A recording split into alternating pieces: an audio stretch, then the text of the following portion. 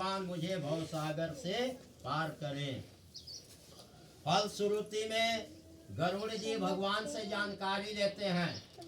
भगवान से गरुड़ जी पूछते हैं कि हे प्रभु, आपने तो अर्धवदेही क्रिया के बारे में सब कुछ कहा, अब जो है से गरुड़ पुराण का फल का महात्म्य महिमा कहिए कि गरुड़ पुराण क्यों सुनना चाहिए, कब सुनना चाहिए और किसके लिए सुनना चाहिए, इससे क्या होता है। श्री भगवान उवाच एतख्यं मया तार्क्ष्यं सर्वयर्धर्वदेहिकं दशाभयन्तरे श्रुत्वा सर्वपापा प्रमुच्यते इदं चावश्यकं कर्म प्रतिमुक्तिप्रदायकं पुत्रवाञ्छितं दन्तं पत्रेण सुखदप्रदं। श्री हरि भगवान जी गरुड़ जी से बोले कि हे गरुड़, मैंने तुमसे सब अर्धवदेही क्रिया की कथा कही। जो 10 दिन के अंदर ये कथा सुनते हैं, गरुड़ पुराण सुनते हैं, वे सब पापों से मुक्त हो जाते हैं और पितरों का आमुष्मिक कर्म मुक्ति, पुत्र को कामना को कहने वाला परलोक तथा इस लोक में परम सुखदायक यह कथा है। जो नास्तिक नराधम अर्धवदेही क्रिया नहीं करते, उनका जल पीने योग्य नहीं है, क्योंकि वह जल विष के समान है। या तो आप जहर पिए या बिना 10वां भोज कैल आदमी के हाथ से जल पान किए, दोनों का एक फल है, इसमें संदेह नहीं।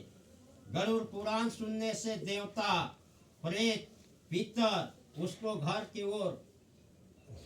ओर जो है से ध्यान देते हैं और सभी को वरदान देते हैं। और गरुड़ पुराण नहीं सुनने पर उनके कोप से पुत्र, पौत्र आदि को दुर्गति प्राप्त होता है। ब्राह्मण, क्षत्रिय, वैश्य, शूद्र, अन्य जो हो, प्रेत क्रिया नहीं करते, उनको चंडाल जोनी में जानना चाहिए। जो प्रेत कर्म नहीं करते हैं, 10वां भोज बर्खी इत्यादि नहीं करते हैं, उनको मनुष्य जोनी में ही माना जाता है, लेकिन चंडाल जोनी समझना चाहिए। प्रेत कल्प यानी गरुड़ पुराण को जो सुनता है तथा सुनाता है, वे दोनों सब पाप से मुक्त हो सदगति को प्राप्त करते हैं दुर्गति के जगह पर। हे गरुड़, जो माता पिता के मृत होने पर गरुड़ पुराण सुनता है, उसके माता पिता तथा पितर लोग मोक्ष को प्राप्त करते हैं।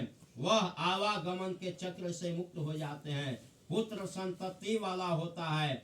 जिसने न गरुड़ पुराण सुना, न अर्धवदेही क्रिया किया, न गया श्राद्ध किया, न वृक्षोत्सव किया, न मानसिक वार्षिक श्राद्ध किया, उसको पुत्र कैसे कहा जाए? वह 3 ऋण से मुक्त कैसे होगा? अपने माता पिता को तारण करने में वह कैसे समर्थ होगा? इसलिए सब प्रयत्न से गरुड़ पुराण सुनने से धर्म, अर्थ, काम तथा मोक्ष को प्राप्ति होती है और सब दुख कष्ट नष्ट हो जाते हैं, इसमें कोई भी संदेह नहीं है। पुराणं गरुड़ं पौण्यं पवित्रं पापनाशनं शृणुवत्या कामना पूर्वं श्रोतव्यं सर्वदैवैः। ब्राह्मणो लभते विद्या क्षत्रिय पृथ्वी लभेत् वैश्यो धनिमातेति शूद्र शुद्ध्या पतापातकम्। हे गरुड़, पुण्य कारक, पवित्र करने वाला, पाप नाशक, यह गरुड़ पुराण सुनने वालों की संपूर्ण इच्छा परिपूर्ण होती है और यह प्राणी को सदगति कराने वाला होता है। इसे सर्वदा सुनना चाहिए। इसके सुनने मात्र से ब्राह्मण विद्या का ज्ञाता, क्षत्रिय जमींदार, वैश्य धनी और शूद्र पाप से मुक्त हो जाते हैं। सुनने के बाद गरुड़ पुराण पाठ करने वाले को पूर्वोक्त सज्जादान आदि दे, अन्यथा सुनने का अल्प फल होता है। पहले गरुड़ पुराण की पूजा कर वस्त्र आदि गोदान दक्षिणा से सादर वाचक की पूजा करे। हे गरुड़, जो प्राणी वाचक की पूजा करते हैं, इससे मेरी निसंदेह उसकी भक्ति और पूजन दोनों हो जाता है। बहुत पुण्य की इच्छा हो तो अन्न, स्वर्ण, भूमि आदि दान दे। भक्ति से पाठ करने वाले की पूजा करने, कथा कहने वाले की पूजा करने मात्र से हे गरुड़, निसंदेह मेरी भक्ति पूजा होती है। उसके संतुष्ट होने से निसंदेह मैं संतुष्ट होता हूँ।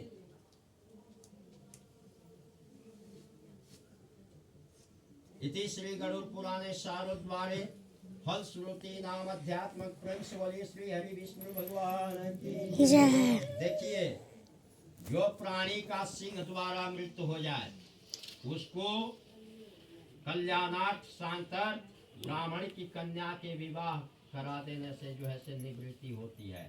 सर्प के काटने से मरने पर नागदेव का सोना का सर्प बनवा करके सज्जा पर दान देने से निवृत्ति होती है।